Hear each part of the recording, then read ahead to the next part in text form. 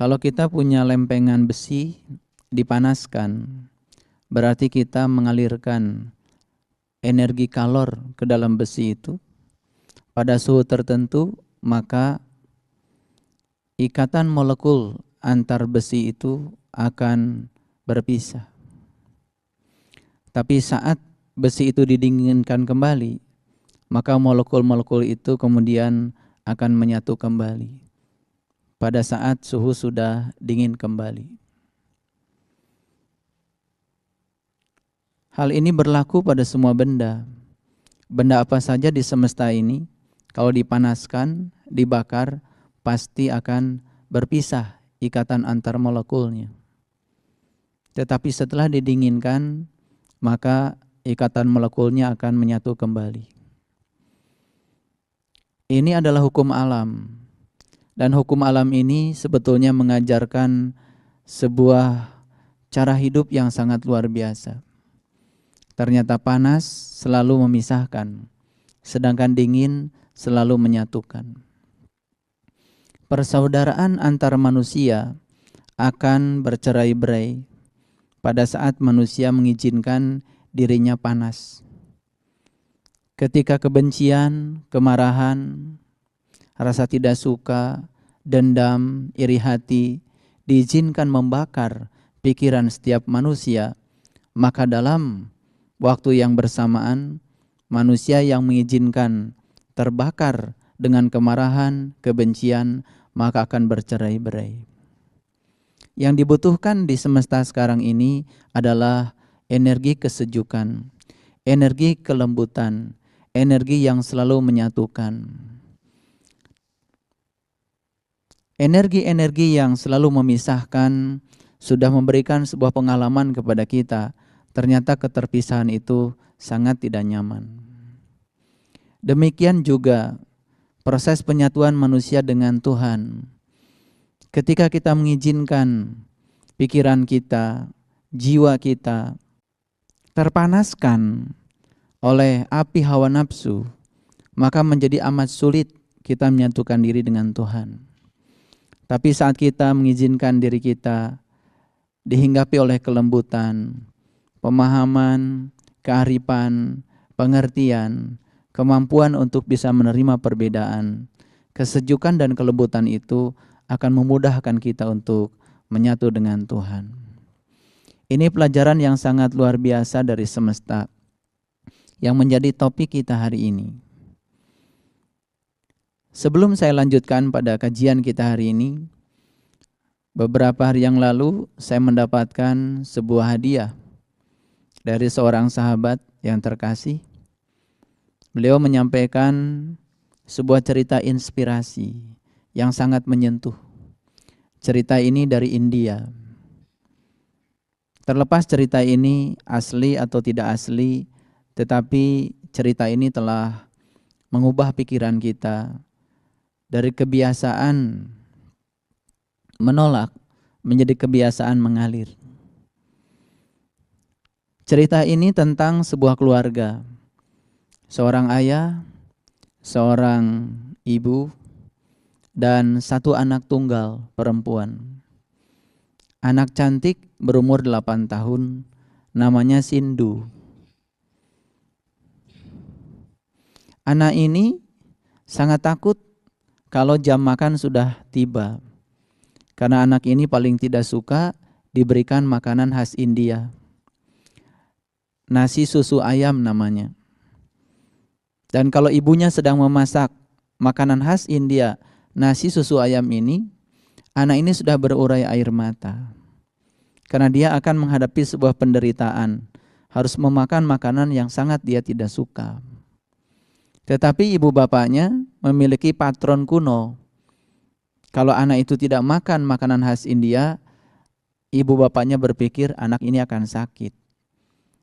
Lalu patron itu terus dijejalkan pada anak itu, walaupun anak itu menderita pada saat harus menyantap makanan itu.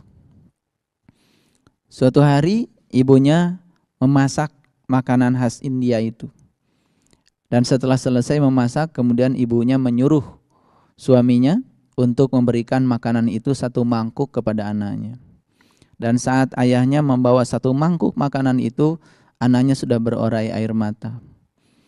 Tapi karena ayahnya dipaksa oleh istrinya, ibu dari anak itu, harus memberikan santapan makan pada anak itu, lalu dengan berat hati, sang ayah pun menghampiri anak itu. Dan sebelum makanan itu disantap oleh anak, ayahnya harus berulang kali mengingatkan pada anak itu, demi ayah, demi ibu, ibumu sudah memasak susah payah, demi cinta kepadamu, wahai anakku, santaplah makanan ini, biar kamu sehat. Setelah berulang-ulang kali ayahnya berbicara seperti itu, lalu anaknya mulai mengalah. Tapi sebelum menyantap makanan itu, anaknya berpesan pada ayahnya, ayahku, hari ini aku tidak akan makan 1-2 sendok, tapi akan aku habiskan satu mangkuk ini. Tapi syarat, ayah dan ibu harus berjanji padaku, kalau nanti aku sudah menyelesaikan seluruh penderitaanku, karena aku sudah berhasil menyantap makanan ini satu mangkuk. Lalu ayahnya menyanggupi, baik anakku, permintaan apa yang harus aku penuhi untukmu? Berjanjilah dulu. Lalu berpegangan tanganlah anak itu dengan ayahnya. Kemudian anak ini berteriak, ibu juga ikut berjanji. Lalu tangan ibunya pun menyatu dengan tangan kanan anak itu. Janji ya, nanti kalau sudah selesai makanan ini disantap, ibu dan ayah jangan melanggar janji. Selesailah anak ini menyelesaikan sebuah penderitaan besar. Menyantap makanan satu mangkuk sampai habis, sampai berurai air mata. Dan setelah itu kemudian anak ini berbicara dan menagih janji kepada ayah ibunya. Sekarang tinggal saya menagih janji pada ayah dan ibu. Apa yang kau minta, nak? Besok hari Minggu, izinkan aku, kata anak itu, untuk memotong rambutku sampai habis, untuk membotakkan kepalaku sampai habis. Anak perempuan cantik satu-satunya, rambutnya yang ikal dan indah, dan saat itu diputuskan untuk dipotong habis alias botak. Tentu saja ayah dan ibunya berteriak, permintaan yang gila. Bagaimana mungkin ayah dan ibu mengizinkan rambutmu yang indah itu dipotong habis? Apa tidak ada lagi, nak, permohonan yang lain? Lalu anak itu kemudian memberikan nasihat pada ayah ibunya. Bukankah ayah dan ibu selama ini mengajarkan pelajaran tentang moral kepadaku? Bukankah ayah dan ibu selama ini mengajarkan tentang bagaimana harus menepati janji? Dan orang yang tidak menepati janji adalah orang yang tidak menghargai dirinya sendiri, bukan sekedar tidak menghargai orang lain. Mendengar nasihat dari anak itu, kemudian ayah ibunya luluh hatinya.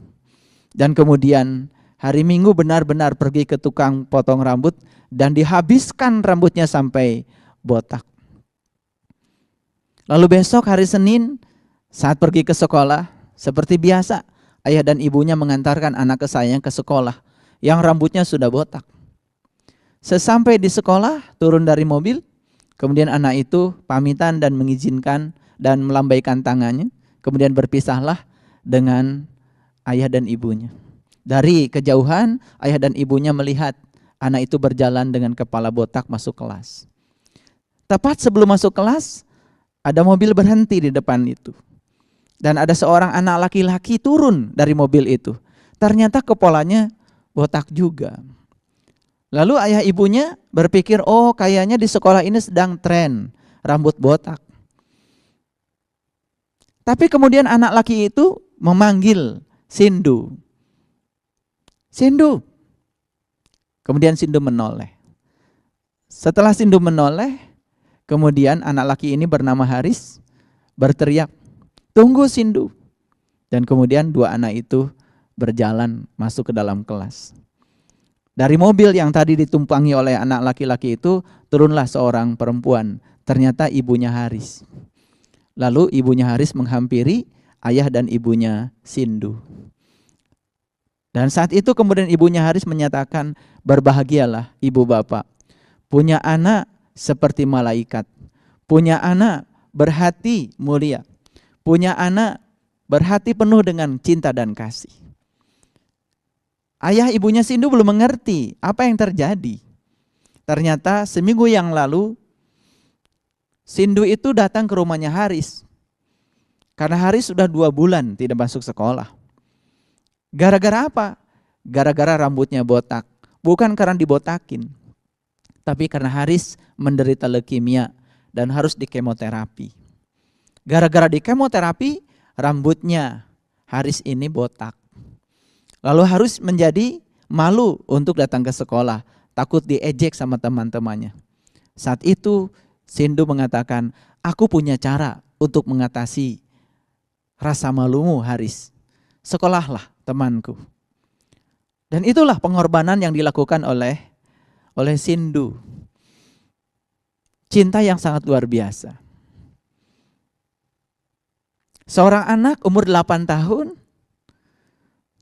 sudah memiliki hati yang mulia, berani untuk memahami perasaan orang lain, berani untuk bisa menerima kenyataan yang terjadi pada orang lain, dan berani untuk mengorbankan dirinya untuk bisa membebaskan penderitaan orang lain.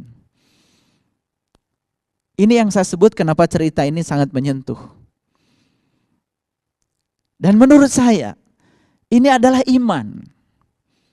Karena iman itu selalu membuahkan pelayanan. Dan iman itu harusnya selalu membuahkan kedamaian. Dan kalau orang mengaku diri sebagai orang yang beriman, harusnya seperti itu sikapnya. Harusnya seperti itu cinta dan kasihnya. Bukan sekedar kepada manusia, bahkan kepada semesta pun dia punya rasa cinta dan kasih. Coba kita renungkan. Kita bisa hidup bertahun-tahun di alam semesta ini. Lantaran apa yang menyebab jaminan kita hidup? Bukankah kita dijamin satu oleh tanah yang kita injak? Yang kedua kita dijamin oleh udara yang kita hirup. Yang ketiga dijamin oleh air yang setiap saat kita gunakan. Dan yang keempat dijamin oleh api, sumber kehidupan. Dan sumbernya api adalah matahari. Makanya jangan heran kalau kita perhatikan, api itu kalau dinyalakan selalu lidahnya ke atas. Karena dia selalu ingat kepada asal muasal dirinya. Dan asal muasalnya api, sumber utama api adalah sang matahari. Coba perhatikan air. Air juga tahu. Dia berasal dari laut, menguap ke udara, kemudian menjadi uap. Dan setelah jatuh ya pada suhu dan tekanan tertentu, kemudian mengembun dan jatuh menjadi air hujan. Dan suatu saat dia akan kembali ke laut. Dan tidak ada air yang menuju tempat yang tinggi. Selalu saja air secara alami menuju ke tempat yang rendah. Karena apa? Itu sifat alamiahnya air, menuju ke tempat asalnya. Demikian juga udara. Demikian juga tanah. Mungkin sulit kita mengatakan tanah kembali ke tempat aslinya. Lihat saja diri kita. Bukankah tubuh kita ini terbangun dari unsur-unsur yang berasal dari tanah? Kalau kita belajar sistem periodik unsur, di alam semesta ini lebih ada 140 unsur kimiawi yang disebut dengan atom. Unsur pembentuk tubuh kita. Di alam semesta ada hidrogen, di sini ada hidrogen. Di alam semesta ada oksigen, di sini ada oksigen. Di alam semesta ada natrium, di sini ada natrium. Di alam semesta ada kalium, di sini ada kalium. Di alam semesta ada kalsium, di sini ada kalsium. Di alam semesta ada zinsum, di sini ada zinsum. Di alam semesta ada argentum, di sini ada argentum. Di alam semesta ada besi, ada ferum, di sini ada ferum. Di alam semesta ada timah, di sini ada timah. Unsur apa di semesta yang tiada dalam tubuh kita? Makanya tubuh kita ini adalah miniatur dari alam semesta. Percikan materi di alam semesta yang sangat besar, itu kemudian mewujud menjadi tubuh kita. Maka kita berani mengatakan bahwa sesungguhnya tubuh kita juga memiliki unsur-unsur yang dimiliki oleh alam semesta, terutama tanah. Jadi kalau tubuh ini berasal dari tanah, jangan heran kalau suatu saat ketika tubuh ini selesai digunakan oleh jiwa yang ada dalam tubuh, tubuh ini juga akan mengalir dan kembali kepada tanah. semua akan kembali pada tempatnya masing-masing. Maka sudah saatnya kita berterima kasih. Pertama, berterima kasih pada tanah. Mungkin aneh kalau saya berbicara seperti ini. Tanah kita pijak, tapi tanah juga memberikan buah-buahan, memberikan rumput untuk hewan. Hewan juga dikonsumsi oleh manusia. Ada rambutan, ada mangga, ada duren, ada buncis, ada kangkung, berbagai macam sayur-sayuran disumbangkan dan diberikan oleh tanah. Pernahkah kita berterima kasih pada tanah? Saya membaca bukunya Einstein tentang utang budi. Seorang ahli fisika yang sangat lembut bicara soal utang budi. Makanya setiap kali ada makanan di hadapan saya kadang-kadang termenung sebelum berdoa. Allahumma barik lana bima razaqtana wa qina azabannar. Ya Allah, berkahilah rezeki yang telah anugerahkan kepadaku. Saya tambahkan, jauhkan aku dari api neraka setelah memakan rezeki ini. Dan berikanlah keberkahan, kesehatan dan kekuatan pada tubuhku, agar energi yang sudah mengalir ke dalam tubuhku lewat makanan ini dapat digunakan olehku untuk mengantarkan jiwaku pulang kepadamu. Itu sering saya ungkapkan ketika saya makan. Tetapi sebelum membaca doa itu kadang-kadang suka termenung. Kalau kita lihat satu piring nasi. Siapa yang menghadirkan satu piring nasi ke hadapan kita? Mungkin kalau kita pikirkan, siapa yang menanam padinya? Siapa yang menebar benih padinya? Siapa yang mengontrol air agar benih padi itu tumbuh?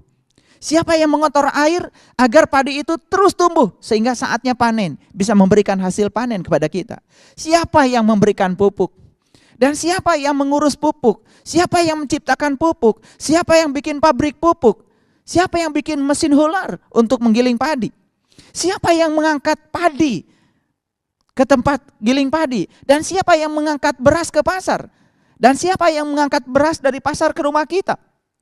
Sampai akhirnya siapa yang menanak nasi sampai terjadi nasi di depan kita? Mungkin sombongnya kita karena kita merasa punya uang. Dengan uang yang kita keluarkan, kita merasa kita memiliki satu piring nasi. Tapi berapa besar, berapa banyak orang yang terlibat untuk menghadirkan satu piring nasi saja di hadapan kita. Bukankah itu utang budi kebaikan? Makanya sering kalau kita sadar, kita jujur di situ. Tuhan, berapa ribu orang yang terlibat untuk menghadirkan satu piring nasi di hadapanku. Berapa kebaikan yang harus aku kembalikan kepada mereka. Dan kita pun tidak tahu harus kepada siapa kita mengembalikan kebaikan itu. Yang bisa kita lakukan adalah berjanji pada diri sendiri. Tuhan, izinkan aku untuk mengembalikan kebaikan dari orang-orang yang telah memberikan kebaikan padaku. Dengan cara aku bisa melakukan kebaikan sebanyak-banyaknya dalam hidupku. Kalau kita merenungi satu piring nasi saja, mungkin kita malu untuk menghabiskan satu piring nasi. Dan sesaat sebelum kenyang perut kita mungkin kita berhenti. Dan setelah berhenti kemudian kita berpikir apa yang akan kita lakukan setelah satu piring nasi kita santap habis. Kebaikan apa yang akan kita lakukan? Cinta dan kasih apa yang mau kita berikan?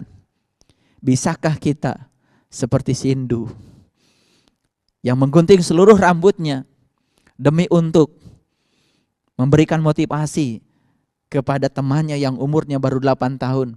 Yang sedang menghadapi leukemia, yang habis rambutnya karena akibat kemoterapi. Inilah cinta kasih yang sangat luar biasa. Lalu sesungguhnya apa yang disebut dengan cinta? Apakah cinta itu menuntut? Apakah cinta itu menuntut kesempurnaan? Mohon maaf, kalau ada seorang pasangan suami istri saling menuntut kesempurnaan antar pasangannya, barangkali perlu merenungkan kembali. Jangan-jangan keinginan menuntut itu bukan berasal dari cinta. Karena cinta tidak pernah menuntut. Cinta itu 3 indikatornya. Yang pertama adalah memahami. Yang kedua, cinta itu adalah menerima. Dan yang ketiga adalah rela berkorban. cinta tidak pernah menuntut kesempurnaan. Karena cinta adalah memahami, menerima, dan rela berkorban. Mohon maaf, terkadang mungkin kita sering menyaksikan atau mungkin diri kita sendiri. Kita sering melakukan proses perubahan pada diri kita cuman karena sekedar ingin dicintai. Lihat orang-orang yang sibuk merubah dirinya karena ingin dicintai orang lain. Lihat orang-orang yang selalu mengubah dirinya karena akibat orang lain. Mungkin lelah dalam kehidupannya. Berbeda dengan orang yang terus-menerus menjadi dirinya sendiri. Maka tugas kita dalam hidup bukan melakukan perubahan atas nama orang lain. Harusnya melakukan perubahan atas nama diri kita sendiri. Untuk menjadi diri kita sendiri. Mungkin kita malu ya. Kalau kita melihat perilaku rusa di hutan. Rusa itu punya tanduk yang runcing. Panjang-panjang lagi tanduknya. Lalu di hutan juga ada harimau. Harimau itu punya taring 2. Dan taringnya harimau itu cuma 2. Dan taringnya harimau tidak sepanjang tanduknya rusa. Tapi apa yang terjadi? Tidak pernah ada rusa makan harimau. Selalu saja harimau makan rusa. Coba perhatikan ya. Kalau rusa itu habis dikejar oleh harimau, kemudian tidak tertangkap oleh harimau. Rusa itu asalnya sedang makan rumput asik, kemudian tiba-tiba ada harimau. Saat harimau datang, rusa lari. Begitu harimau tidak berhasil menangkapnya, rusa itu akan kembali ke tempat tadi, dengan santainya dia makan rumput.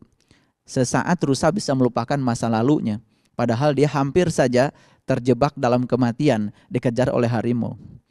Manusia kadang-kadang susah ya untuk lari dari masa lalu, bahkan sering hidup di masa lalu. Bahkan hari ini hidup seakan-akan dia hidup di masa lalu. Sulit ya melepaskan cengkraman dari masa lalu. Kembali pada rusa yang tadi. Mungkin saja ya, kalau ditanya rusa ini kita nasehatin, rusa, kamu ini kok baik banget. Kan tandukmu itu lebih panjang dari taring harimau. Kenapa tidak saat harimau itu kemudian mengejar kalian, kok kalian lari? Bukan kalian diam saja dan lawan itu harimau. Karena tandukmu lebih kuat daripada taringnya harimau. Ini berpikir fisik ya. Tidak pernah ada rusa dikejar harimau diam dan kemudian bertarung dengan harimau. Tidak pernah ada. Kita tidak pernah menyaksikan kejadian yang seperti itu. Yang terjadi setiap rusa dikejar oleh harimau, pasti dia lari. Kesimpulannya apa? Kayaknya rusa ini tahu diri. Tahu diri. Dia hanya ingin menjadi dirinya sendiri saja. Kemudian tidak ingin mengubah menjadi harimau. Harimau jahat, rusa lari. Ada yang jahat malah lari. Biasanya kalau kita ada yang jahat kan kita juga jahat. Biasanya kita melawan jahat dengan kejahatan. Kan kita juga jadi jahat. Kayaknya pelajaran dari rusa ini luar biasa. Pelajaran mengalah.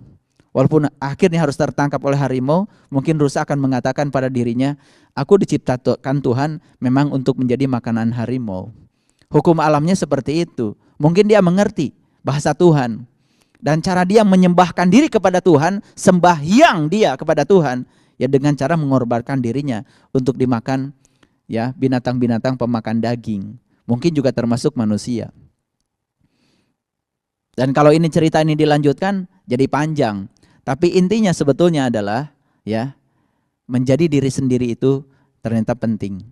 Kita jangan terus-menerus melakukan sebuah perubahan pada diri kita karena ingin dicintai oleh orang lain. Cintai saja diri kita sendiri. Maka perubahan pada diri kita sendiri, oleh diri kita sendiri, untuk diri kita sendiri, dan perubahan itu akan permanen. Dan kita tidak akan lelah karena kita sedang menjadi diri kita sendiri.